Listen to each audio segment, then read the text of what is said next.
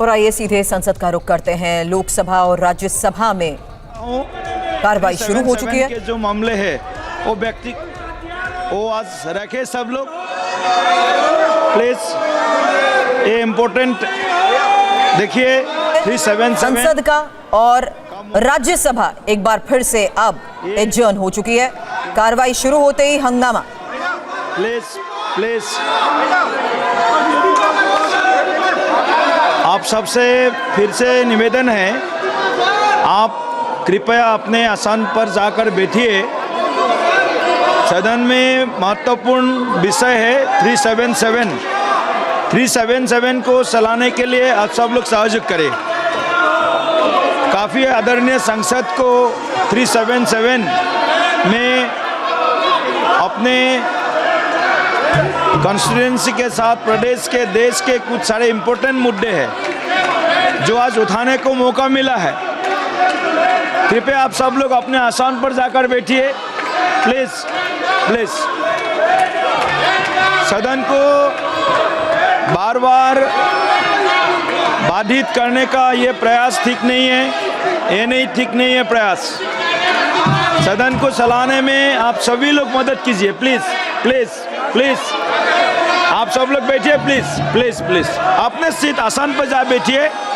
आपका विषय आपके चर्चा होगा। माननीय पार्लियामेंट्री अफेयर्स मिनिस्टर ने विषय को रखा है। सदन को चलने दीजिए प्लीज प्लीज। कृपा करके आप सब लोग बैठिए, अपने आसन पे बैठिए। 377 को चलाने दीजिए।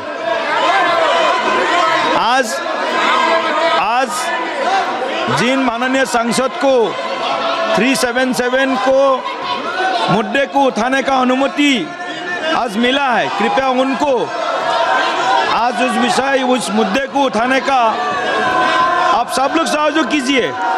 देखिए सभी सांसदगण का है, पक्ष प्रतिपक्ष दोनों के सांसद लोगों का ये मुद्दा है। प्लीज अगर आप सदन नहीं चलाना चाहते हैं तो मैं माननीय सदस्यगण जिन्हें आज नियम 377 के अधीन मामले उठाने की अनुमति दी गई है, वो व्यक्तिगत रूप से 20 मिनट के भीतर मामले का अनुमोदित पाठ सभा पटल पर प्रस्तुत कर सकते हैं। प्लीज प्लीज बैठिए प्लीज। सभा की कार्यवाही कल शुक्रवार दिनांक 26 जुलाई 2026 को प्रातः 11 बजे तक के लिए स्थगित की जाती है।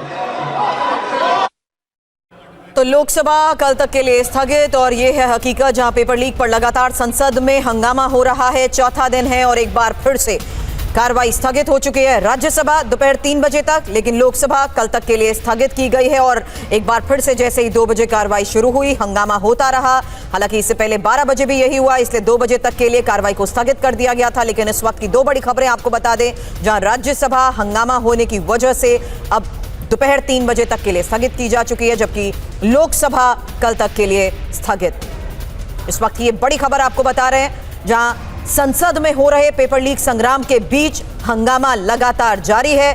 चौथा दिन और हंगामे की वजह से कोई चर्चा नहीं हो सकी है। मेरे सहयोगी आनंद लगातार हमें एक एक जानकारी दे रहे हैं। और आनंद, जिस तरीके से अब विपक्ष एडमेंट हो चुका है कि जब तक इस्तीफा नहीं होगा चर्चा नहीं हो सकती, वैसा होता हुआ भी दिख रहा है। जबकि उन्होंने एक बार फिर से लोकसभा की कार्रवाई शुरू होते हुए कहा कि चर्चा के लिए सरकार तैयार है। संसदीय कार्य मंत्री भी साफ तौर पर कह रहे हैं कि सदन में चर्चा होनी चाहिए, लेकिन दोनों कार्रवाई 2 बजे शुरू होते ही स्थगित।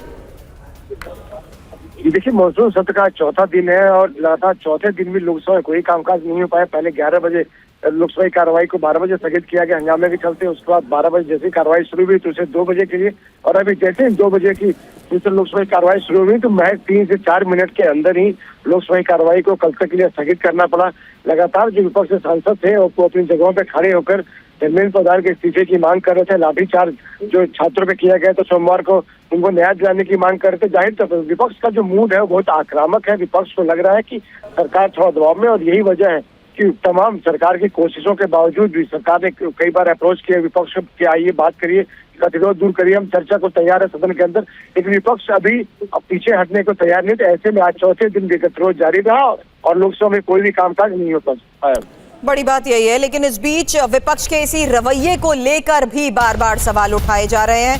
हालांकि इस बीच इसके बारे में हमारे सहयोगी से बात करें, क्योंकि लगातार हो रहे हंगामे की वजह से संसद की कार्रवाई नहीं हो रही है। इस बीच केंद्रीय संसदीय कार्य मंत्री किरण रिजिजू ने भी ये कहा, कांग्रेस कल चर्चा के लिए तैयार थी लेकिन आज फिर मुकर गई है। बीजेपी के आरोपों का प्रियंका गांधी ने क्या जवाब दिया, सुनिए।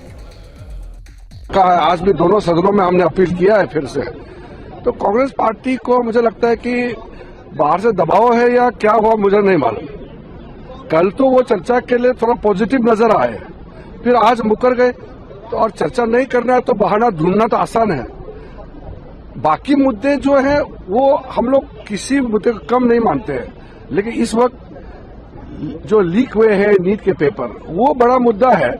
और देश भर में कई जो राज्यों में पेपर लीक हुए हैं सब पे चर्चा करना चाहता है, सब मेंबर इसको चर्चा करना चाहते हैं। हमारे लोकतंत्र की पूरी हिस्ट्री में, इतिहास में कि सरकार के एमपी बाहर खड़े होकर प्रदर्शन कर रहे हैं और कितने सत्रों से ये चल रहा है, चला ही नहीं पा रहे हैं। बाहर जो हो रहा है देखिए, कमजोर है, एकदम कायर है। तो पेपर लीक पर संसद में लगातार चौथे दिन हंगामा हुआ। लोकसभा राज्यसभा की कार्रवाई हंगामे की वजह से नहीं चल पाई। विपक्ष धर्मेंद्र प्रधान के इस्तीफे पर अड़ा है। प्रदर्शन के बीच आज प्रधानमंत्री नरेंद्र मोदी ने पेपर लीक केस की सुनवाई के लिए फास्ट ट्रैक कोर्ट बनाने का ऐलान भी किया। वहीं छात्रों का गुस्सा थमने का नाम नहीं ले रहा। बिहार के कटिहार समेत कई जगहों पर पुलिस और छात्रों में आज झड़प हुई है। एक एक तस्वीर भी आपको दिखाएंगे, लेकिन उससे पहले छात्रों के प्रदर्शन के बीच दिल्ली में सरकार की बड़ी बैठक को लेकर खबर है, जहां ये बैठक इस वक्त चल रही है। गृह मंत्री अमित शाह से जितेंद्र सिंह की मुलाकात प्रधानमंत्री के फास्ट ट्रैक कोर्ट के ऐलान के बाद हो रही है। यानी आगे की रणनीति को देखते हुए ये मुलाकात मायने रखती है, जहां प्रधानमंत्री ने फास्ट ट्रैक कोर्ट का ऐलान किया और उसके बाद अब जितेंद्र सिंह की गृह मंत्री अमित शाह के साथ मुलाकात।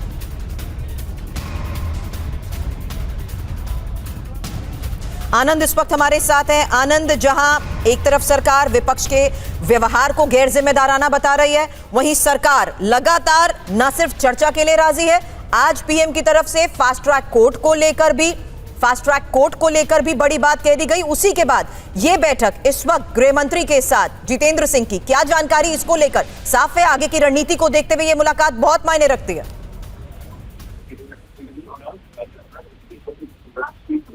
आनंद, आपको मेरी आवाज आ रही है?